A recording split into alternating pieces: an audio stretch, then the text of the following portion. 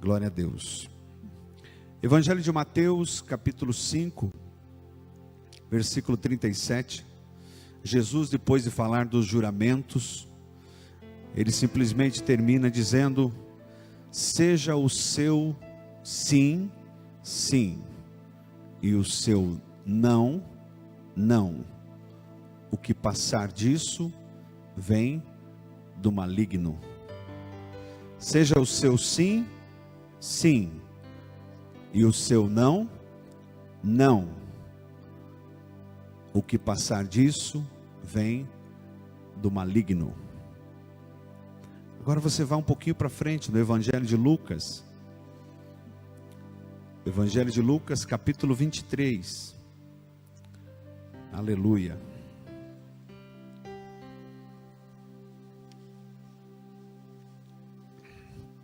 Lucas, Evangelho de Lucas, capítulo 23, a partir do versículo 1.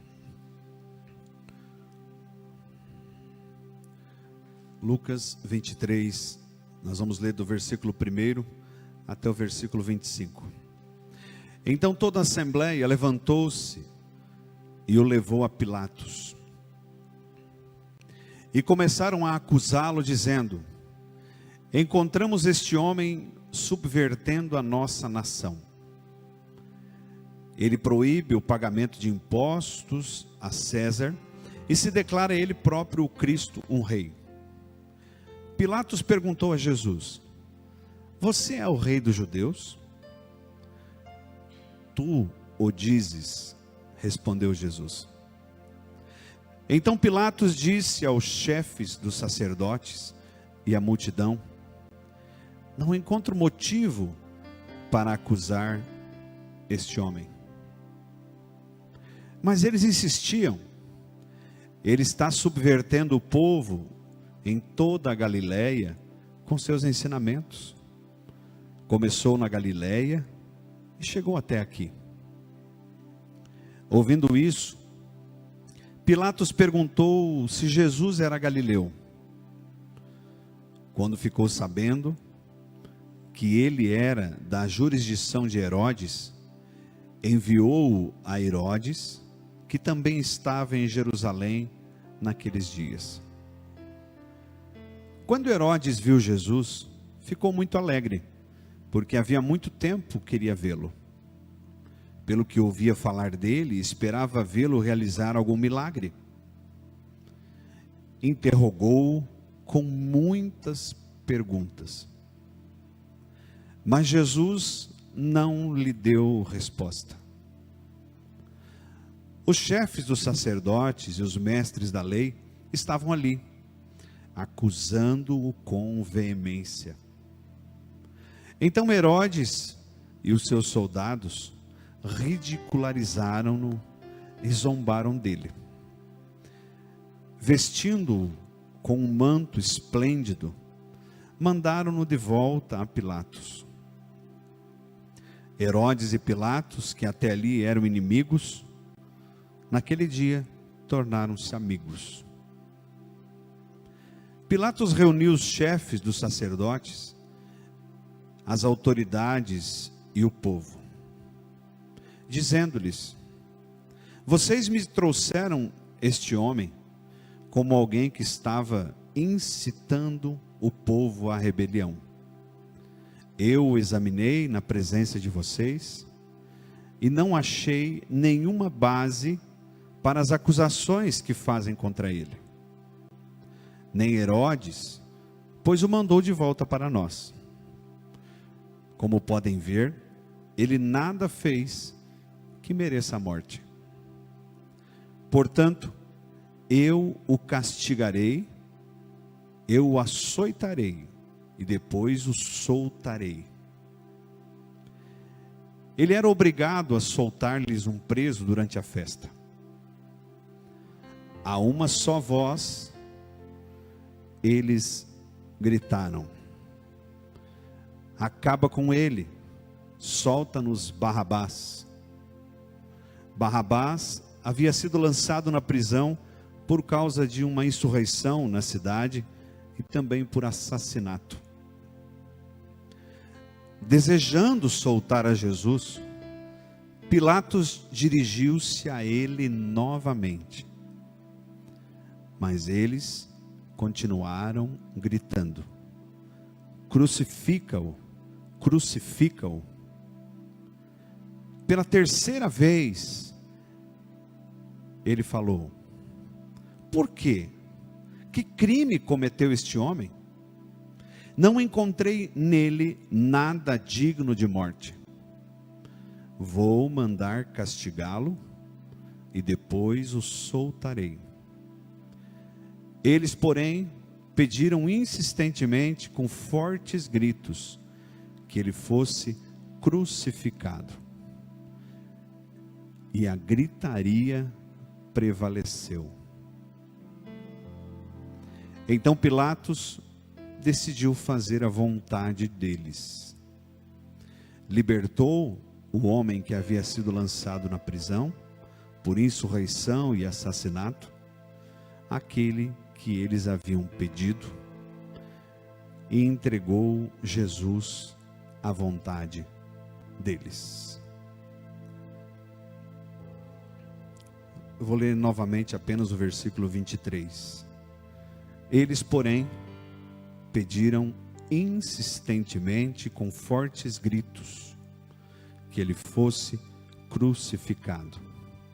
E a gritaria prevaleceu. Feche seus olhos um pouquinho. Pai, obrigado por esta palavra. Obrigado por falar conosco. Obrigado pelo teu Espírito que aqui está. Obrigado, Pai, por nos permitir ouvir a tua voz nesta noite. Que nada atrapalhe aquilo que o Senhor quer fazer nesses corações. Que nada tire o foco do Senhor, que nada tire o nosso foco, que nada tire a nossa concentração, e que todos possamos sair daqui melhores do que chegamos. Oramos em nome de Jesus. Amém? Glória a Deus. Queridos, eu preciso confessar uma coisa. Ontem à noite, inclusive, quando nos deitamos, eu e minha esposa, eu disse para ela: eu não tenho palavra para o culto de amanhã.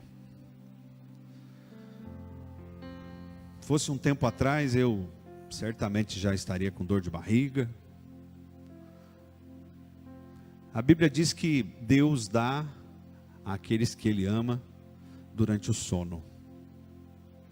Eu fui dormir, e hoje pela manhã, quando acordei, tive convicção do que eu deveria falar. Simplesmente Deus me falou: sim, sim, não, não.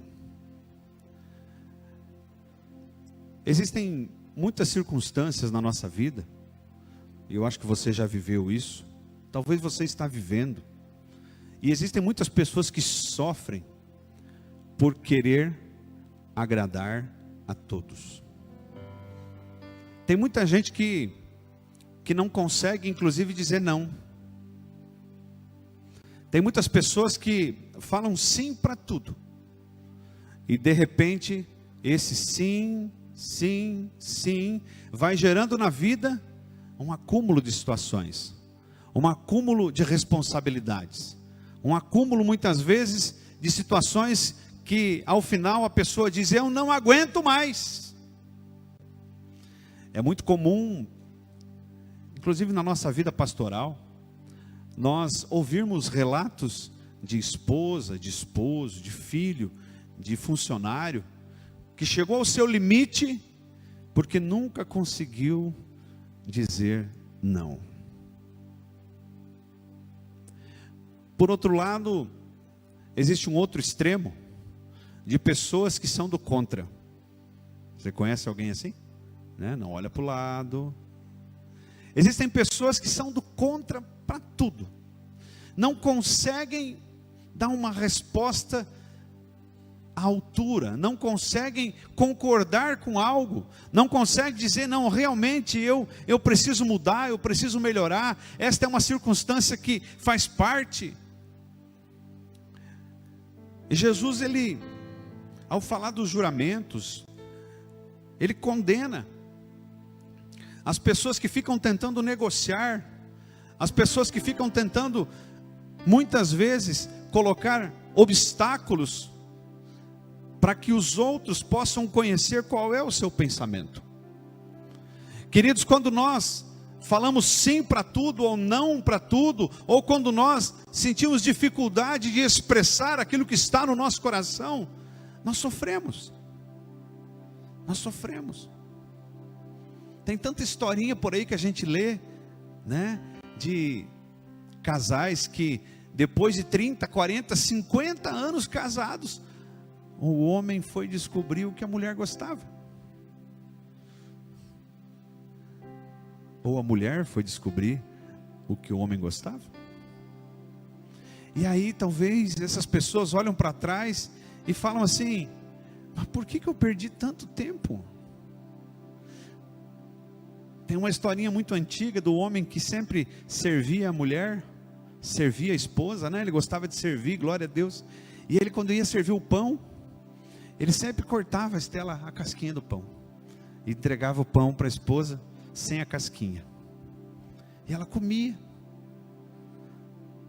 E o tempo foi passando, ela ficou velhinha, idosa, e um dia caiu no leito do hospital, ela estava nos últimos dias, e ela falou: então, meu amor, eu estou partindo, e eu quero dizer que, a partir de hoje, você pode comer o pão completo, você pode ter liberdade de comer não só a casquinha, mas todo o pão. Ele falou: mas por quê? Ela disse: porque eu adoro casquinha de pão. E eu não falei nada durante toda a nossa vida, porque eu sei que você adora também. Eu sei que você adora também. Ele falou: não, eu não gosto de casquinha de pão. Eu tirava a casquinha do pão, porque eu achei que você não gostava da casquinha.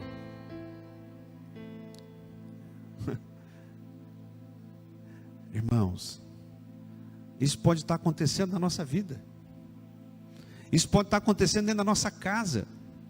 Eu posso estar olhando para o meu marido, para a minha esposa, para o meu filho, para o meu amigo, e achando que ele adora casquinha de pão, mas na verdade quem gosta de casquinha sou eu. Existem muitos relacionamentos, e não era o meu objetivo falar de casamento, mas existem muitos relacionamentos que simplesmente não conseguem encontrar a felicidade por problemas de comunicação, por problemas de sinceridade. E talvez aqui tantas coisas nós poderíamos falar sobre a intimidade do casal. E assim às vezes nós somos com Deus. Às vezes nós vamos para a oração e nós não abrimos o nosso coração para Deus. Nós ficamos receosos. Não, mas eu não vou falar isso. Querido, para Deus, você não precisa ter medo de falar ou não falar. Você não precisa ter medo de demonstrar aquilo que você quer, aquilo que você não quer, aquilo que você fez, aquilo que você não fez. Porque Ele é o detentor. Ele sabe, Ele vê, Ele comanda, Ele controla todas as coisas. Então nós não precisamos ter medo de mostrar quem realmente somos. E quando nós começamos a desenvolver essa sinceridade diante de Deus, diante das pessoas à nossa volta, nós vamos perceber que os nossos ombros, eles começam a ficar mais leves. Principalmente quem frequenta igrejas evangélicas. Eu vou falar que eu senti isso muito, o peso muito disso no início do meu ministério. Principalmente aquele crente que se converte, conhece a palavra. Sabe o que ele acha que ele passa a ser? Ele acha que ele passa a ser um super-herói. Enquanto isso, na sala da justiça, lembra daquele desenho dos Super Amigos? Né? A gente fica imaginando: não, agora eu me converti, agora eu tenho Jesus, agora eu não posso mais ter problema, agora eu não posso mais dizer não para ninguém, eu não posso mais associar uma dificuldade da minha vida, porque agora eu tenho Jesus. Nós nós servimos ao super-homem. Nós temos dentro de nós, sim, o super-homem, mas nós não somos super-homens e super-mulheres. Nós temos fraquezas, nós temos defeitos, nós temos dificuldades. A gente pisa na bola. Ou é só eu? Só eu? Você pode falar assim, eu também. Todos nós. E às vezes nós esquecemos disso e nós não praticamos sim, sim, não, não. Isso não tem a ver, queridos, com grosseria. Isso não tem a ver com um comportamento centralizador, autoritário. Não, isso tem a ver com sinceridade. Sinceridade.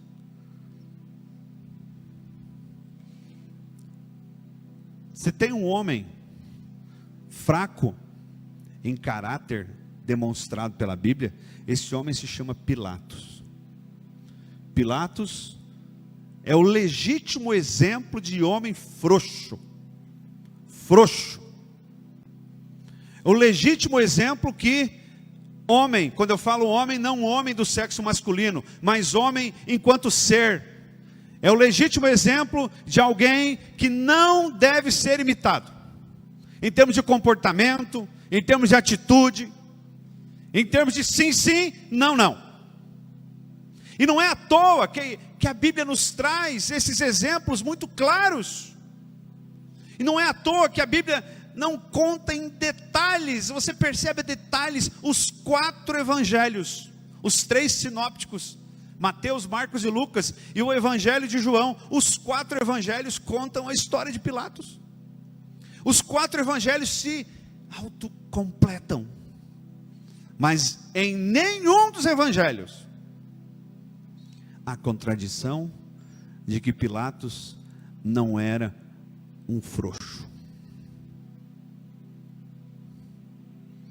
Mateus, que escreve o evangelho com base no evangelho de Marcos, que foi o primeiro escrito, Lucas, que faz uma revisão, e João, que escreve aquilo que presenciou. Nenhum deles mostram contradições. E o que eu preciso aprender com Pilatos, no sentido de não fazer o que ele fez?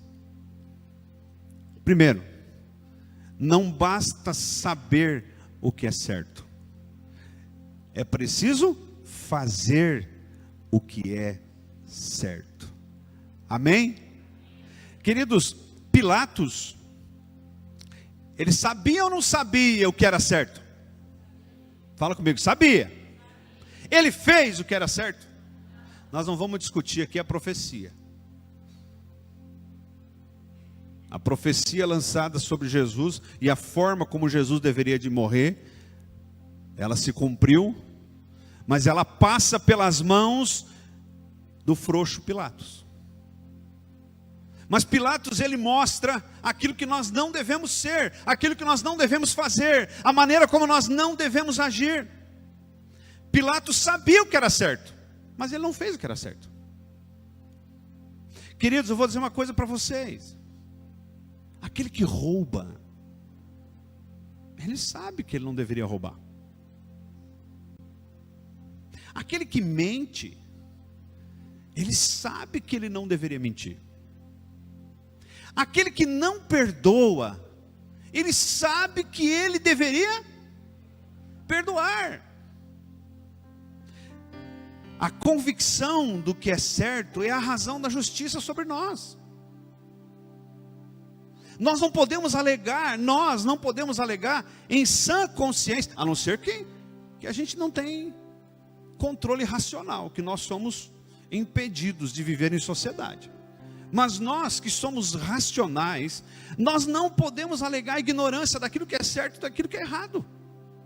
E eu não estou nem falando de coisas relacionadas à Bíblia, eu estou falando de coisas relacionadas à convivência, à sociedade, à família. E isso também não tem a ver, queridos, com acusar. Isso tem a ver comigo.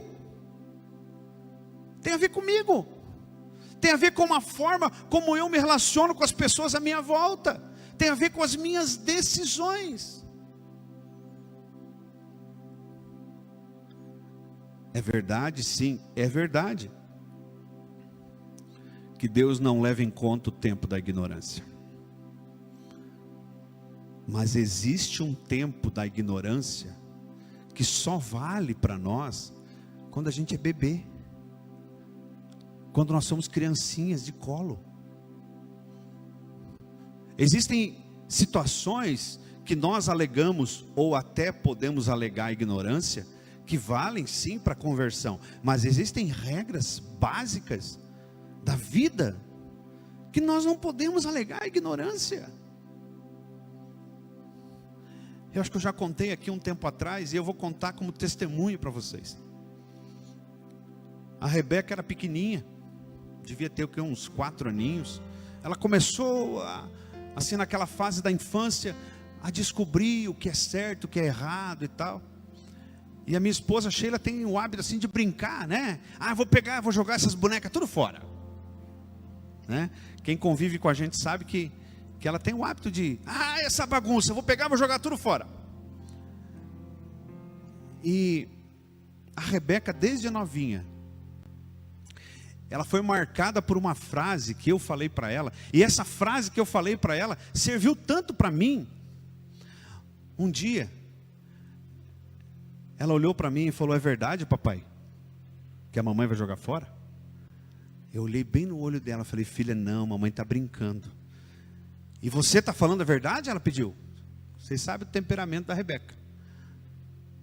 Eu olhei no olho dela e falei: filha, o papai não mente. Eu não minto. Você nunca vai ver o teu pai mentir. Aquilo cravou no coração dela. Até hoje, com coisas pequenas, coisas do dia a dia. Outro dia, por exemplo, ela ganhou uma boia de unicórnio, e na cabeça dela o unicórnio existia. Eu falei: filha, não, unicórnio não existe. É uma lenda, é uma história, é coisa de quadrinho, é coisa de cinema, é coisa de televisão. Você tem ideia da importância disso na vida de uma criança? Queridos, eu não estou falando isso para me vangloriar. Eu estou contando um exemplo que serviu para mim, porque todas as vezes no decorrer daqueles dias, depois daquele episódio, todas as vezes que eu me deparei com circunstâncias que eu talvez poderia até mentir, o Espírito Santo me faz lembrar daquele dia que eu olhei para minha filha e disse para ela: o teu pai não mente.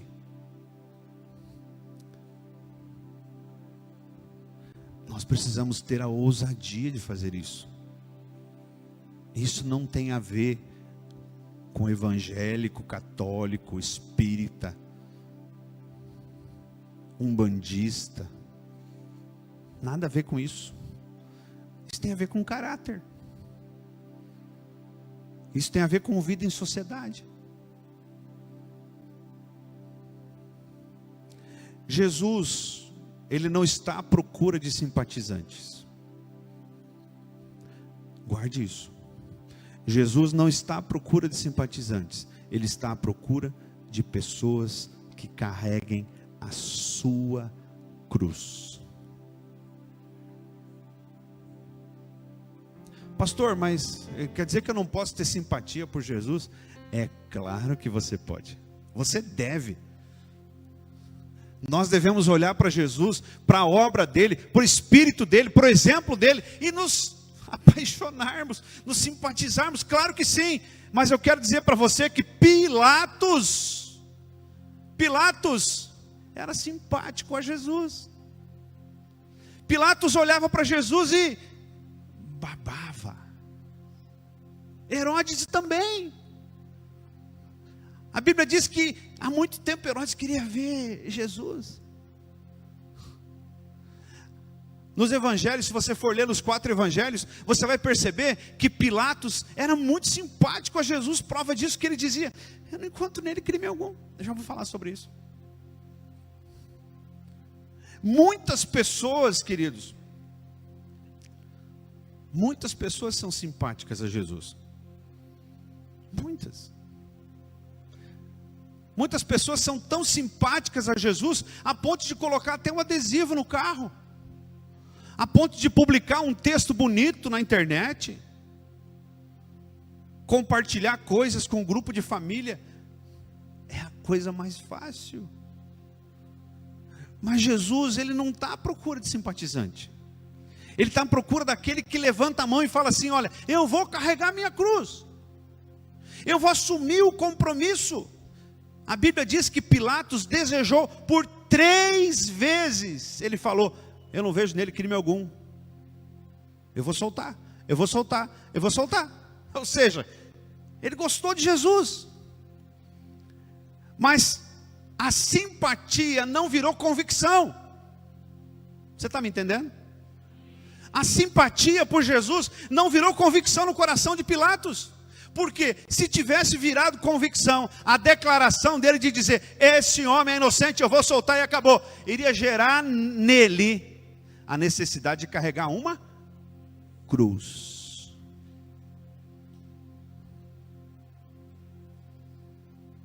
Irmãos, a cruz da convicção para Pilatos era muito pesada.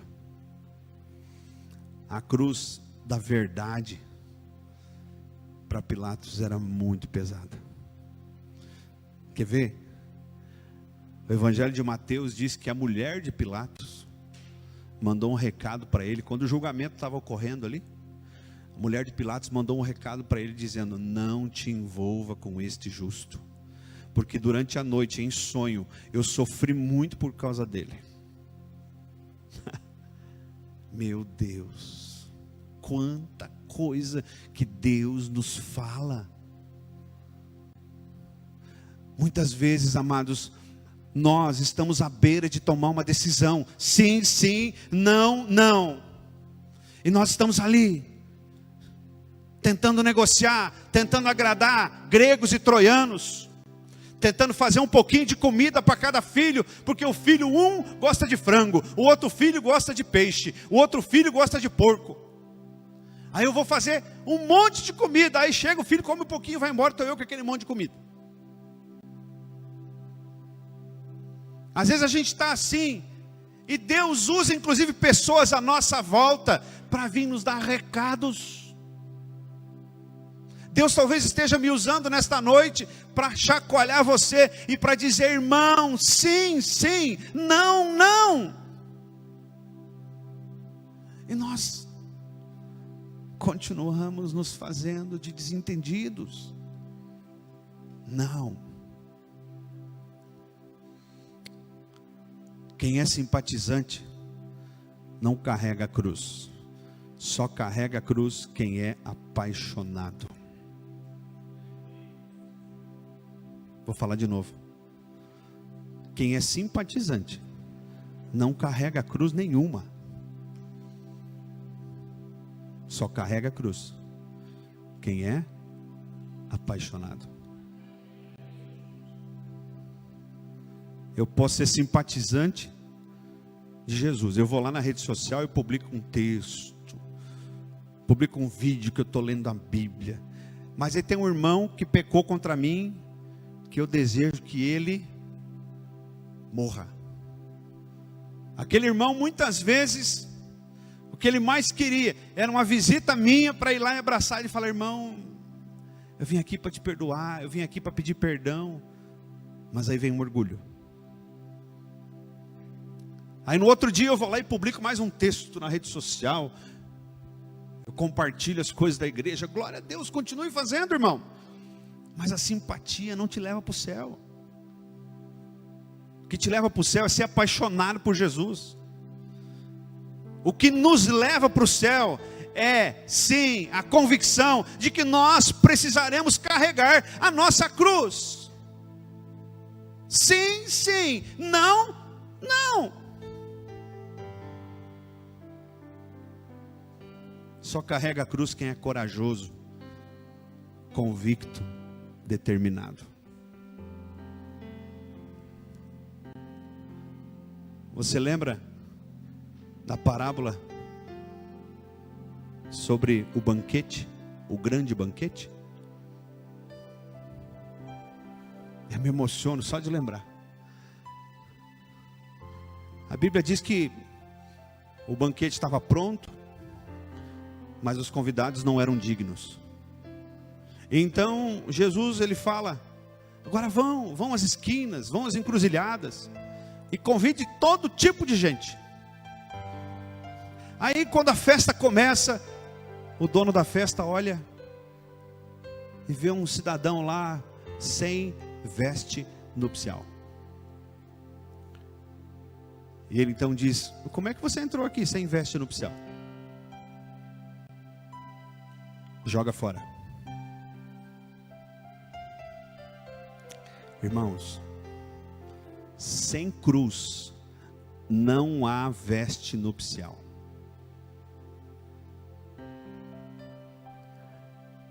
Esse evangelho da prosperidade, esse evangelho do faz de conta, que inclusive está corrompendo muita gente boa.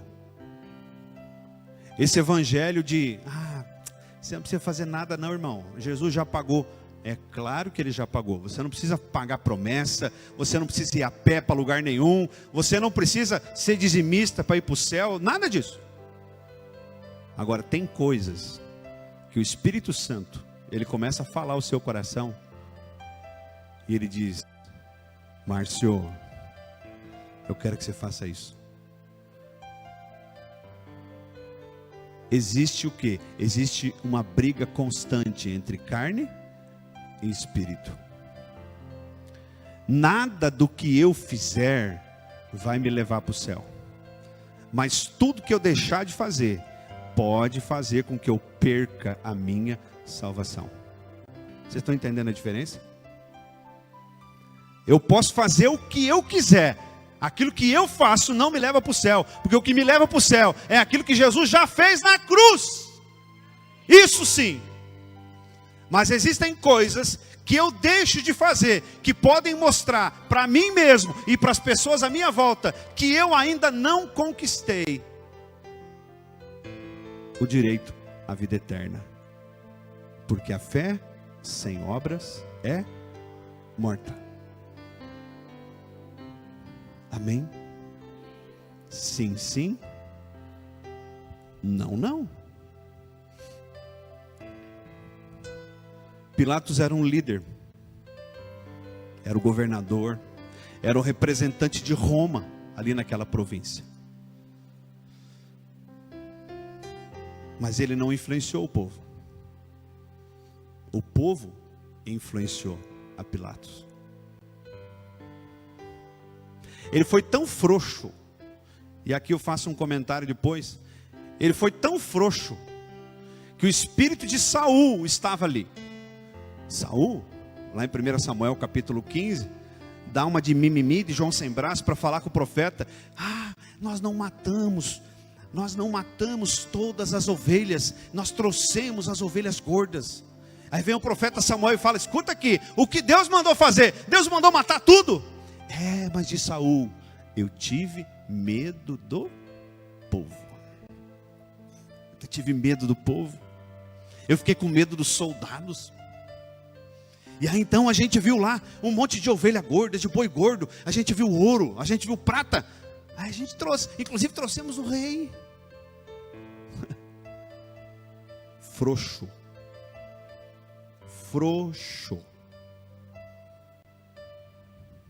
Moloide, como diz meu sogro. Moloide. No céu não vai ter lugar para moloide, para frouxo.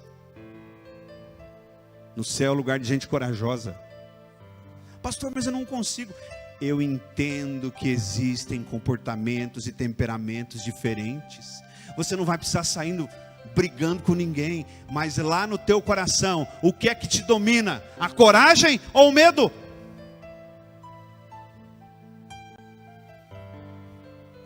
O inferno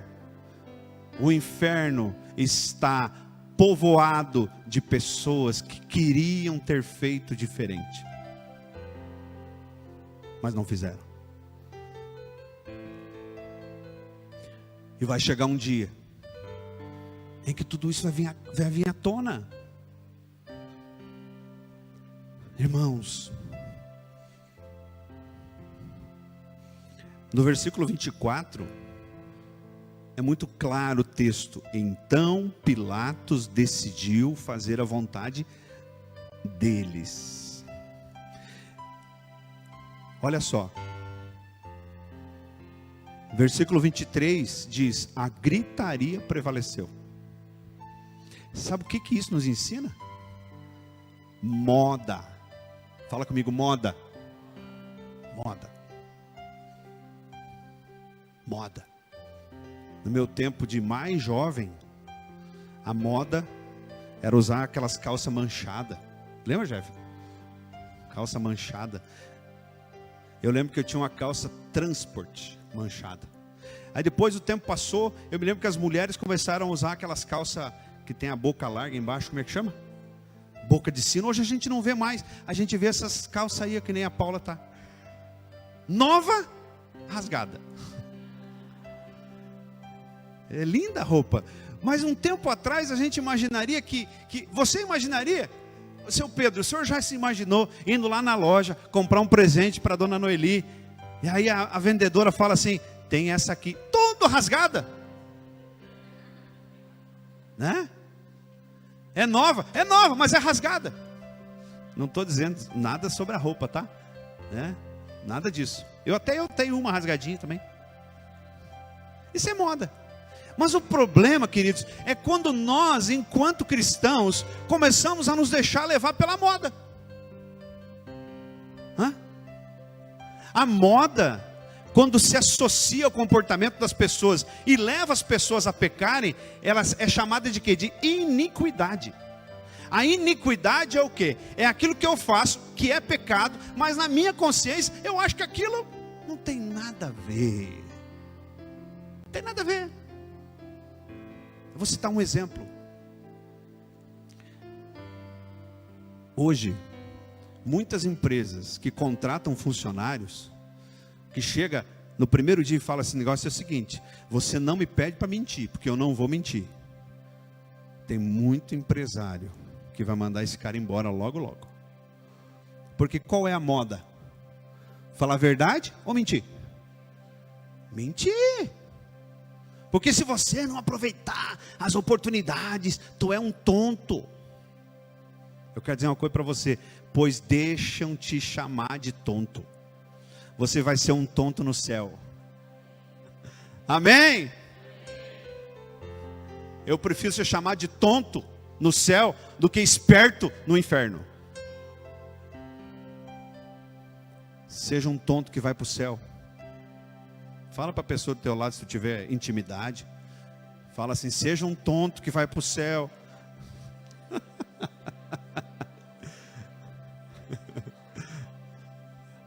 Seja um tonto que vai para o céu.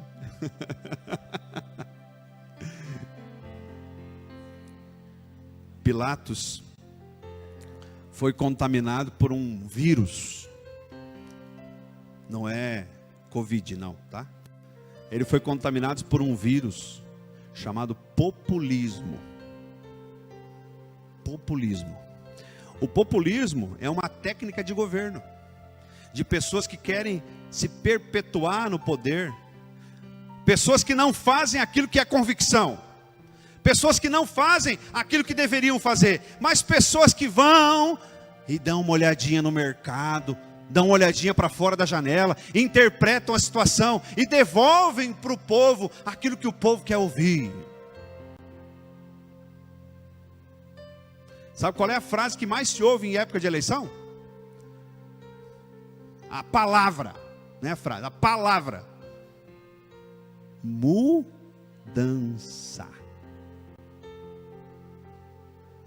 Sabe por quê?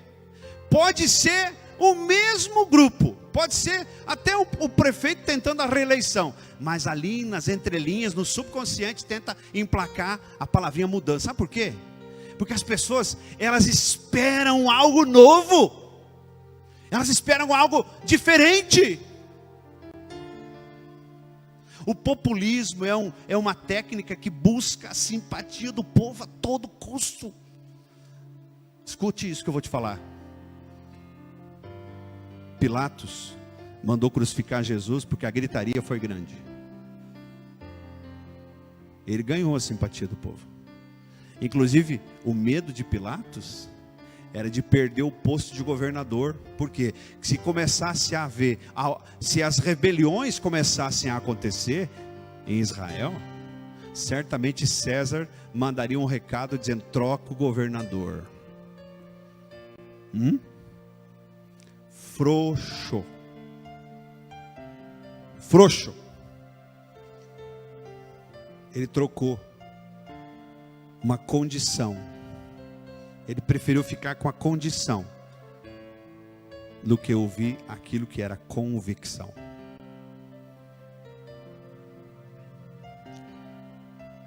Nós não devemos esperar unanimidade. Não se frustre. Não frustre as suas emoções, achando que todo mundo vai concordar com você. E muitas vezes, queridos, os primeiros que vão discordar são aqueles de dentro da nossa casa. Não busque unanimidade. Busque convicção. Nem sempre poderemos usar o meio termo como saída. Existem circunstâncias da nossa vida que a gente pode usar o que a gente chama de ponto de equilíbrio. Eu acho que eu já contei uma historinha aqui para vocês. O Rafa era muito novinho, acho que não vai lembrar, de uma briga que eu tive com a minha irmã por causa de uma banana. A minha irmã tem até hoje várias marcas de ponto no braço, nos dedos, um dedinho dela ficou pendurado assim, porque tinha uma banana só em casa, e ela queria comer a banana, e eu queria fazer uma batida de banana com leite. Inclusive, hoje minhas filhas gostam muito de banana com leite. E como tinha uma banana só, o que eu fiz? Catei a banana e saí correndo. E nós morávamos numa casa antiga de madeira, tinha aquelas portas altas, cheia de quadrinho de vidro assim. Eu entrei, fechei a porta e a minha irmã foi empurrar no vidro. E o vidro estourou, os dois vidros estouraram e ela enfiou as mãos e cortou. Eu não queria mais banana daí. Eu nem sei que fim levou aquela banana. Eu fui me esconder com medo do pai. Irmãos, sabe o que eu deveria ter feito? Sabe o que nós deveríamos ter feito? Vamos? Repartir a banana. Ó, tu come metade, eu vou fazer uma batidinha menorzinha. Pronto. Né? Dentro de casa é assim. No casamento é assim. Nós precisamos encontrar um ponto de equilíbrio. Você pode falar comigo? Eu preciso, na minha vida, encontrar um ponto de equilíbrio. Agora escute. Esse ponto de equilíbrio não deve ferir aquilo que é cláusula pétrea. Sim, sim. Não, não. Pilatos fez uma proposta. Não vejo nele crime algum. Aí ele falou assim: eu vou mandar açoitá-lo e depois eu vou libertar. Eu vou dizer uma coisa para você: para que mandar açoitar aquele que ele mesmo estava dizendo que não via crime algum? O que Pilatos queria? Queria satisfazer ele e satisfazer o povo. Ele queria dar uma de João sem braço. Ele queria achar uma saída. Escute o que eu vou te falar. Barganhar com os dois lados deixa você sem lado nenhum. Guarde isso. Quando eu barganho com o diabo, No outro dia eu barganho com Deus. Eu acho que eu estou em cima do muro, mas eu esqueço que o muro é do diabo. Barganhar com os dois lados te deixa sem lado, sem chão. E Jesus é muito claro em dizer: o que passar disso vem do maligno. Quem um dia não ouviu aquela frase, ou até mesmo falou: só mais hoje. Lá em Medianeira tem até um bar que chama Só Mais Hoje. Tem, né? Só mais hoje. Tem um outro que chama Último Gole. Tem, né? Tem. Eu não estou dizendo para você ir lá conhecer. Não é isso. Só estou usando um exemplo, né?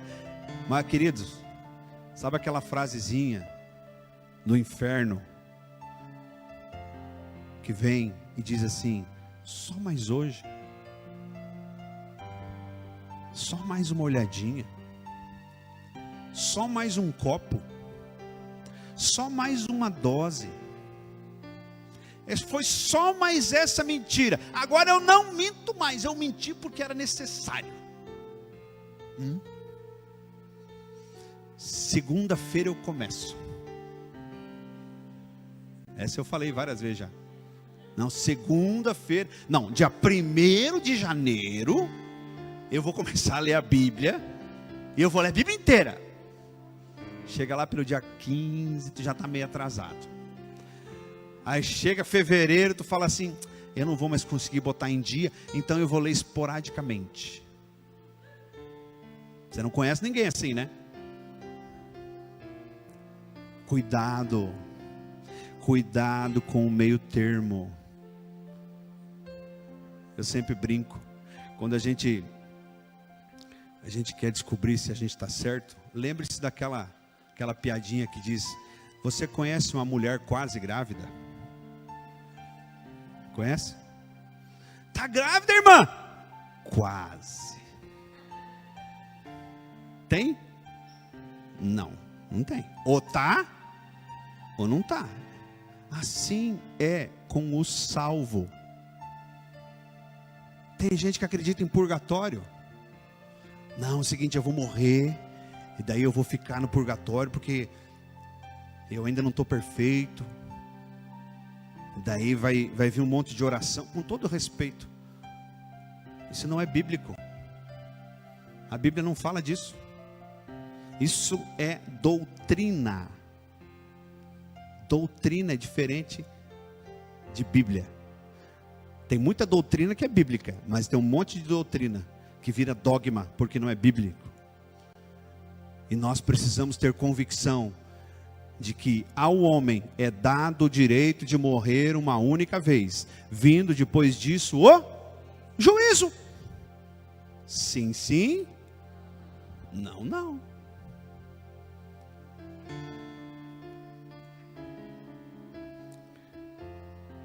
Nós precisamos abandonar o quase.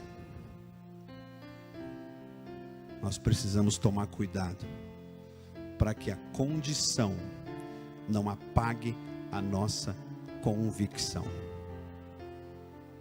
Você pode ficar de pé um pouquinho?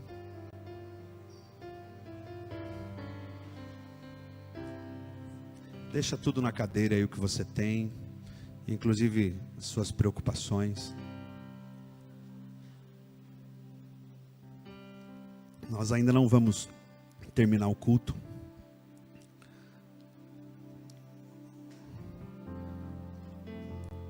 Deus, Ele nos chama a olhar para Ele, para mais ninguém. Ele quer que a gente olhe para Ele. Ontem eu ouvi um relato da minha esposa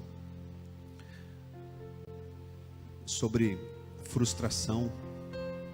Não me lembro nem o foco da conversa, mas a gente começou a conversar e ela me contou um episódio que ela disse: olha, quando nós olhamos para os homens, certamente nós vamos nos frustrar. Maldito o homem que confia no homem. Ah, pastor, então eu não posso confiar em ninguém. Não é isso que eu estou falando. Eu estou dizendo que se você confia no homem, esse homem é falho, como eu e você. E daqui a pouco esse homem, essa mulher, essa pessoa pisa na bola, e aí você confiou e colocou toda a tua confiança nessa pessoa, e aí como é que você fica? Fala comigo, mal. Mas aqueles que esperam no Senhor renovam as suas forças, correm e não se cansam, andam e não se fatigam. Aleluia!